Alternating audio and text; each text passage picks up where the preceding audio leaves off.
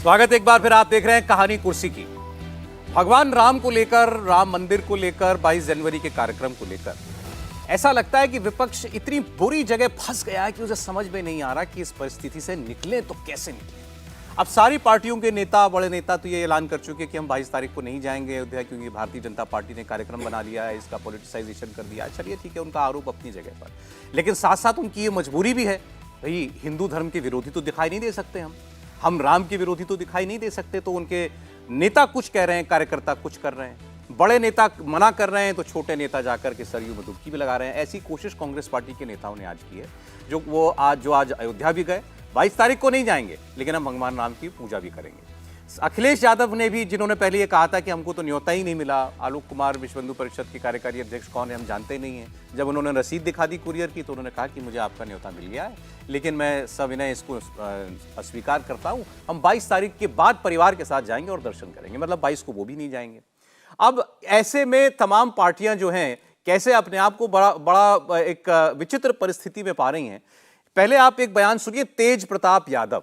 लालू यादव ने भी अभी तक कुछ नहीं कहा इस कार्यक्रम को लेकर के कि वो जा रहे हैं कि नहीं जा रहे हैं, लेकिन उनके बेटे हैं, बिहार सरकार में मंत्री हैं तेज प्रताप यादव, अपने बयानों के लिए, अजीबोगरीब बयानों के लिए हमेशा चर्चा में रहते हैं। उनकी बात आप सुनिए। वो कह रहे हैं कि 22 तारीख को राम जी आएंगे ही नहीं, हमको सपना आया है। राम जी ने कहा कि हम तो आने ही नहीं जा रहे हैं उस दिन अयोध्या में। वो जरूरी है कि जिस दिन 22 तारीख को कर रहा है उसी दिन राम जी आएंगे? नहीं आएंगे उस दिन राम जी, हमको सपना दिए। 4 शंकराचार्य हैं, उनको भी सपना आया है, हमको भी सपना में आए हैं राम जी। हमको तो सपना में आ गया, राम जी खुद बोले हैं ये सब ढोंग कर रहा, हम उस दिन आई भी नहीं करेंगे।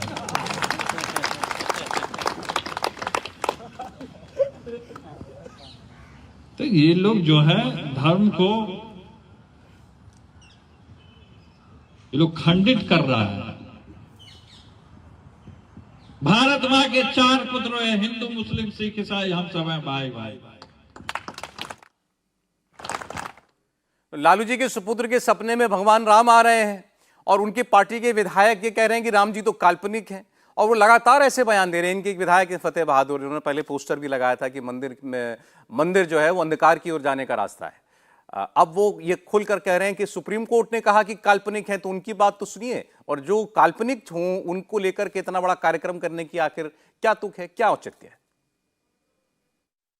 जिस चीज को सुप्रीम कोर्ट ने जिस चीज को काल्पनिक मान लिया है, उस चीज का प्रदर्शन करने का मतलब क्या है? आपने राम को काल्पनिकता में चोट पहुंचाया। अरे सुप्रीम कोर्ट से पूछो ना आज जा करके,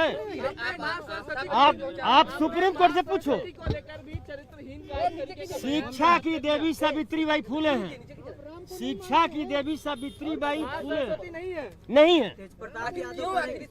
अरे क्या भूमिका है उनका शिक्षा में? और अब मैं आपको आम आदमी पार्टी की बात भी बता देता हूं। आम आदमी पार्टी की तरफ से अरविंद केजरीवाल ने अभी तक कोई स्पष्ट लाइन नहीं दी है कि राम मंदिर को लेकर के क्या कहना है या पार्टी को क्या करना है। अभी उनको न्योता भी मिला हो, ये भी ऐसी भी कोई तस्वीर हमने नहीं देखी है। लेकिन उनकी पार्टी जो हमेशा आपने देखा होगा उधर की बात भी करती है, इधर की बात भी करती है। उन्होंने ये कहा है कि हमारे कार्यकर्ता अलग अलग अपनी विधानसभाओं में जाकर के सुंदरकांड का पाठ पहले भी कराते थे और अब वो मंदिरों में जाकर के सुंदरकांड का पाठ करेंगे। ये दिल्ली की तमाम विधानसभाओं के अंदर होगा, इसके लिए बाकायदा एक कमेटी भी बना दी। तो अब वो सुंदरकांड का पाठ भी करा रहे हैं, विपक्ष के उस गठबंधन में भी शामिल हैं जिसका कोई नेता 22 तारीख के कार्यक्रम में नहीं जा रहा। सौरभ भारद्वाज दिल्ली के मंत्री हैं, उनको सुनिए।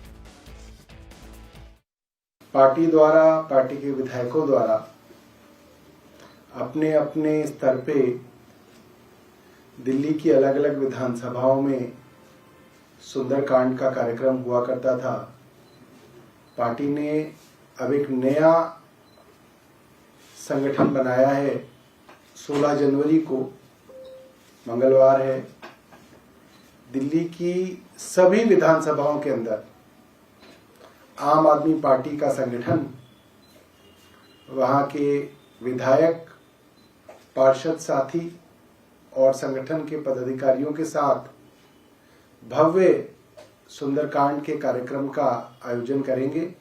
बीच बीच में हमारे बहुत सारे विधायक हैं जो अपने कार्यालयों के अंदर या कुछ मंदिरों के अंदर इस कार्यक्रम को करते हैं। मगर अब पार्टी ने तय किया है कि इसको एक तय तरीके से किया जाएगा। अब जनता को दिखाएं कैसे, राम जी को मनाएं कैसे, मजबूरी है कि मंदिर में जा भी नहीं सकते हैं लेकिन लोगों को नाराज भी नहीं कर सकते हैं। दुविधा दिख रही है आपको इसमें विपक्ष की? नहीं, दुविधा क्या, मुझे तो जब सौरभ भारद्वाज बोल रहे थे तो मुझे अरविंद जी का वो रैली वाला भाषण याद आ गया कि नानी से हमने कहा कि अब तो बाबरी टूट गई, राम मंदिर बन रहा है तो आप तो बड़ी खुश होंगी। तो नानी ने कहा कि हमारे राम तो मस्जिद तोड़ के बनाया गया मंदिर, उसमें आएंगे नहीं। तो तेज प्रताप जो यादव जो कह रहे हैं उसको तो अरविंद केजरीवाल बहुत पहले कह चुके हैं कि आईबे ने करेंगे। राम किसी के कहने से आने जाने वाले हैं क्या? और हमारी भावनाओं का उद्गार हो सकता है, राम आए हैं, राम आएंगे, राम आ रहे हैं। राम अयोध्या में ही है और अयोध्या उनका जन्म स्थान है। वहां किसी आक्रांता के मस्जिद बना लेने या बरसों कर्फ्यू लगा देने, पीएसी के बूट तले अयोध्या को रौंद देने, वहां के वैभव को नष्ट कर देने से राम चले जाएंगे, ये नहीं होने वाला है। और राम ने कोई अपने जीवन में मर्यादा पुरुषोत्तम राम ने कोई एक लड़ाई थोड़ी न लड़ी थी। आज कलयुग में तो ये लड़ाई होनी ही होनी थी। उन्होंने तो उस युग में, त्रेता युग में भी इतनी लड़ाइयां लड़ी और पूरी मर्यादा के साथ लड़ी। और शंकराचार्यों ने तो किसी ने नहीं कहा कि हमारे सपने में आए और उन्होंने कहा कि हम नहीं आएंगे। शंकराचार्य, दो शंकराचार्यों का अपना अलग अलग, उनके मन में कुछ प्रश्न थे वो बोला, लेकिन सब कह रहे हैं कि बड़ा सुंदर हो रहा है, प्राण प्रतिष्ठा हो रही। कांची कामकोट के शंकराचार्य विजेंद्र सरस्वती ने कहा यह अद्भुत कार्य हो रहा है। सदानंद भारती जी ने कहा, सदानंद सरस्वती जी ने अद्भुत कार्य हो रहा है। भारती तीर्थ जी महाराज ने कहा अद्भुत कार्य हो रहा है। वो लोग दीपावली से अब तक का अनुष्ठान कर रहे हैं। और जब इस तरह से ये नेता बोलते हैं या कोई कहता है कि चलो हम सुंदर कांड कर देते हैं, तो कई बार लगता है कि भाई करना क्या चाह रहे हो ये तो तय करो। क्योंकि जनता तो अब सब साफ साफ देख रही है, दुविधा में दोनों गई, माया मिली न राम। अब वो मायावती और राम मंदिर की बात नहीं है, माया मिली न राम, लेकिन लगभग स्थिति वही होती हुई दिख रही है। और जब तेज प्रताप यादव के, सौरभ भारद्वाज के या फतेह बहादुर के बयान याद आते हैं, अब सोचिए जरा, इस विपक्ष में लगभग हर बच्चा कभी न कभी जरूर उसने सरस्वती वंदना की होगी, या कुंदेन्दु तुषार हार धवला, या शुभ्र वस्त्राविता, या वीणा वरदंड मंडित करा, या श्वेत पद्मासना। और वो पूछ रहे हैं कि विद्या की देवी कौन है। और कमाल की बात है कि सावित्रीबाई फुले को हर वो व्यक्ति मानता सम्मान करता है जो सरस्वती जी को प्रणाम करके जाता है। जितने मुसलमान साधक हैं वो सब मंच पे जाते हैं तो मां सरस्वती को सबसे पहले प्रणाम करते हैं। ये कौन लोग हैं जो विभाजन करना चाह रहे हैं? मुझे लगता है कि इन लोगों को या तो वो अंतिम वाला कहते हैं ना कि दिया बड़ा तेज भभकता है, जब घी तेल खत्म हो जाता है तो बहुत जोर जोर से भभकता है। तो मुझे लगता है वही आखिरी समय है, इससे ज्यादा क्या कहा जा सकता है। कांग्रेस के नेता अयोध्या गए हुए हैं राहुल जी। देखिए, बड़ी अजीब सी बात है। देखिए, अपने राज्यों में कुछ और कर रहे हैं, कांग्रेस के अपने नेता कुछ और कर रहे हैं। अब बिहार में अगर आप माँ सीता का मंदिर बना रहे हैं और पश्चिम बंगाल में आप जगन्नाथ का धाम बना रहे हैं, वो भी सरकार बना रही है, और आप यहाँ पे कह रहे हैं कि हम राम मंदिर जो है वो उसमें पॉलिटिक्स नहीं होनी चाहिए, उसमें सरकार का कोई रोल नहीं होना चाहिए। आप शंकराचार्य जो हैं चार, उनमें भी भेदभाव करके दिखा रहे हैं, ये सच्चाई नहीं बता रहे हैं कि शंकराचार्य बोल क्या रहे हैं।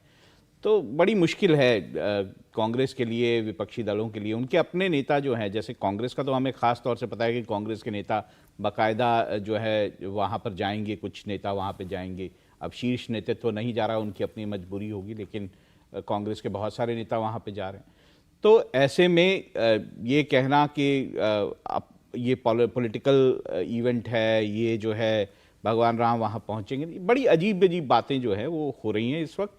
मुझे लगता है कि इस सब से कोई असर जो है पड़ेगा नहीं। जो पूरे देश में एक वक्त माहौल बना हुआ है, जो हमारे सेंटिमेंट्स के साथ जुड़ा हुआ मामला है भगवान राम का, उसको लेकर जो माहौल है वो मुझे लगता है पॉलिटिकल पार्टीज और राजनीतिक दलों को समझना होगा जी। और अगर वो ये नहीं समझते हैं तो वो उनकी अपनी नासमझी है। बहुत सारे देखिए कांग्रेस के भीतर से भी आवाजें हैं कि आपका ये जो स्टेप है शायद गलत था, तो आपको सोच के करना चाहिए था। ये एक फैसला कि हम 22 के कार्यक्रम में नहीं जाएंगे अयोध्या, उसका नुकसान बचाने के लिए अब कितने तरीके के जतन करने पड़ रहे हैं सारी पार्टियों को। कितना सरल था कि आप 22 तारीख को जाते। बहुत इस बात की चर्चा है, भाई विपक्ष कह रहा है कि हम इस सारा कार्यक्रम का जो श्रेय है, जो फायदा है, वो भारतीय जनता पार्टी को होने जा रहा था, तो हम उस कार्यक्रम में जाकर के क्या करते। अरे भाई, उसका फायदा आप रोक पा रहे हैं क्या? आपके न जाने से कोई नुकसान हो रहा भारतीय जनता पार्टी का, बल्कि और जो भी विमर्श बन रहा है वो आपके खिलाफ ही बन रहा है। मेरा तो ये कहना है कि विपक्ष को किसने रोका था श्रेय न लेने के लिए? आप जाते इसका श्रेय लेते, आप 22 तारीख को भी जाते, उसके पहले भी जाते, उसके बाद में भी लगातार चुनाव तक जाते रहते हैं। मुझे लग रहा है कि विपक्ष इस बात को जानता है कि उनके जाने के बाद भी देश के मन में जो भारतीय जनता पार्टी और प्रधानमंत्री मोदी के लिए जो माहौल बन गया है, उनके जाने से भी कोई फर्क नहीं पड़ने वाला है। आम आदमी पार्टी के भी सौरभ भारद्वाज ने बोल दिया है कि सुंदरकांड करेंगे। देखिए, आम आदमी पार्टी तो दो ही काम करने में करती है, ऐसे काम करती है जिसमें नोट मिले या वोट मिले। पहले शराब का कांड किया जिसमें नोट ले लिए, अब वो वोट की चिंता है 2024 की, तो सोच रहे कि हम सुंदरकांड करेंगे तो शायद दिल्ली की जनता में वोट दे देंगे। मुझे लग रहा है कि अब विपक्ष के बाद पता है कि भारतीय जनता पार्टी के फेवर में यह माहौल कितना बड़ा बनते जा रहा है और उससे रोकना संभव नहीं है। तो अब ये सोचते हैं कि हम कभी राम के विरोध न प्रूव हो जाए। पहले कांग्रेस ने प्रस्ताव ठुकरा दिया, अब कह रहे हैं कि ये तो मुमकिन नहीं है ना कि नेताओं विपक्ष के दलों को ये ना मालूम हो कि देश के अंदर क्या भावना है इस वक्त। बिल्कुल, और इसीलिए उन्होंने निर्णय लिया। कांग्रेस जो निर्णय लिया है कि दर्शन करने जाएंगे, कांग्रेस के उत्तर प्रदेश के अध्यक्ष तो आज गए हैं, जय मुझे लगता रहा है आज गए हैं, बाकी और नेता जाने वाले हैं, प्रमोद तिवारी जाने वाले हैं, और भी नेता जाएंगे। तो इस बात को जानते हैं कि उन्हें जो नुकसान हो रहा है उसकी भरपाई से कैसे बचा जाए। तो चलो हम दर्शन कर आते, कल कहने के लिए होगा, हमें अपना चेहरा बचाने के लिए होगा कि हम गए थे राम मंदिर के दर्शन करके आए, पहले करके आए बाद में करके आए। विपक्ष का हर नेता जाएगा, ये तय है, वो पहले जाए या 22 तारीख के बाद जाए। 2024 के लोकसभा चुनाव के पहले विपक्ष का ऐसा एक भी नेता नहीं रहेगा जो अयोध्या में जाकर दर्शन ना करे। कांग्रेस के तो कह भी नहीं सकती। स्पष्ट लगता है कि जिनको निमंत्रण मिला, अगर वो नहीं गए पार्टी के शीर्ष नेता, तो पार्टी का वही रुख माना जाएगा। ये नहीं चलेगा कि आज दो नेता चले गए और कहा कि नहीं नहीं हमारा ये रुख है। कांग्रेस पार्टी ने राम मंदिर के प्राण प्रतिष्ठा का बहिष्कार किया है, ये देश को पता है। कि कांग्रेस कह भी कैसे सकती है? अपना जो कांग्रेस का अपना इतिहास है वो भी गवाही नहीं देता। राजीव गांधी 1989 में जो अयोध्या से पॉलिटिकल कैंपेन शुरू करते हैं, अयोध्या फैजाबाद से, भाई क्यों किया? फिर मैनिफेस्टो में डाला हम राम मंदिर बनाएंगे, तो क्यों ये सब क्यों किया था तब? आज आप जो ये पॉलिटिकल चिल्ला रहे हैं, तब क्यों किया ये सब? ठीक बात। अरे चलें, ये तो इन नेताओं की मजबूरी है कि भाई क्योंकि इनको हिंदू वोट भी चाहिए और वो राजनीति भी करनी है सेक्युलर वाली। असदुद्दीन ओवैसी जैसे नेता जो है, उनके लिए भी बड़ी मुसीबत का समय ये चल रहा है और वो एक नकारात्मकता के शीर्ष पर इस वक्त पहुंचे हुए दिखाई दे रहे हैं। असदुद्दीन ओवैसी ने पहले भी कहा था कि देखिए, बात करते हुए अपने साथियों से, कि देखिए ज़रा, जहाँ पर कभी नमाज पढ़ी जाती थी, आज वहाँ पर क्या हो रहा है, आपकी मस्जिदें छीनी जा रही हैं। अब भी एक बार फिर उन्होंने उसी बात को दोहराते हुए कहा है कि आपकी मस्जिदों की ओर ये लोग ललचाई हुई नज़रों से देख रहे हैं। एक बार फिर वो मुसलमानों को डरा रहे हैं कि अभी एक बाबरी मस्जिद गई, वहाँ मंदिर बन रहा है और बहुत सी मस्जिदों पर इनकी निगाहें हैं। तो मस्जिदों को, अपने मदरसों को, अपने किलों को, मतलब किले भी उन्होंने अपने मान लिए हैं कि देश के अंदर जो भी, जैसे लाल किला बना हुआ है, यहाँ पर आगरा में बना हुआ है, इनकी हिफाजत कीजिए। मस्जिदों में जाइए, केवल जुम्मे की नमाज नहीं, हो सके तो दिन की हर नमाज मस्जिद में ही जाकर के पढ़िए। मस्जिदों में आप जाते रहेंगे तो ये मस्जिदें आपसे छीन नहीं पाएंगे। असदुद्दीन ओवैसी। आपको आने वाली नस्ल की हिफाजत करना, ये जो मौजूदा जमाना है, फितनों का जमाना, ये मौजूदा जमाने में ये ऐसे ऐसे फितने हैं जिससे बचाना हम तमाम की जिम्मेदारी है और अल्लाह के घर की हिफाजत करना हमारी जिम्मेदारी है। अल्लाह के मस्जिदों को आबाद रखना हमारी जिम्मेदारी है। मदरसे इस्लाम के खिले हैं, इसको मजबूत रखना हमारी जिम्मेदारी है। मस्जिदों की हिफाजत करिए। मौजूदा दौर में जो हुक्मरान है वो पूरी कोशिश कर रहे हैं कि मस्जिदों को गैराबाद कर दिया जाए, मस्जिदों की अहमियत को कम करके रख दिया जाए, मुसलमानों को इस्लाम से दूर कर दिया जाए। इसलिए हमारी जिम्मेदारी है कि हम मस्जिदों की हिफाजत करें। और कुदरत हम और आप से पुकार कर कह रही है कि तुम एक मस्जिद को खो चुके, वो तुम्हारी गफलत की वजह से हुआ था।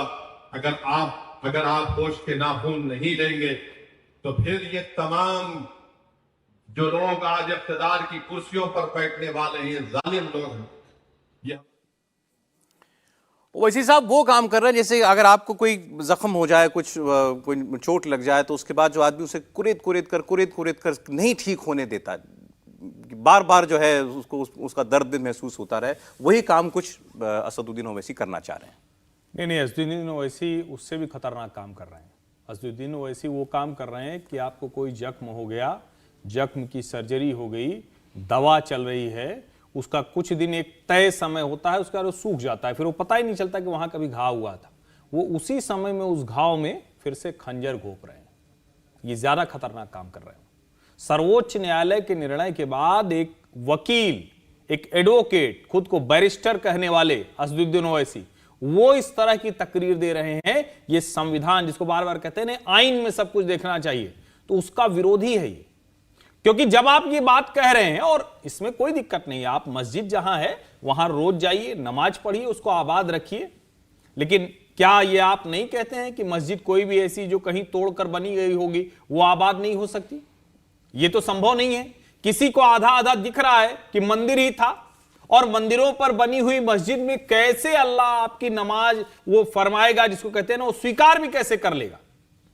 और जब आप इसको कहते हैं तो वो सब नहीं दिखता है, वो दिखता है आप राजनीति के हाशिए पर खड़े हैं। आपकी पार्टी हैदराबाद में भी सिमट गई, आपकी पार्टी देश के किसी हिस्से में मुसलमानों को अपनी तरफ नहीं खींच पाई, तो आप आग लगाने की कोशिश कर रहे हैं। इससे बचिए ओवैसी साहब, ये ठीक नहीं है।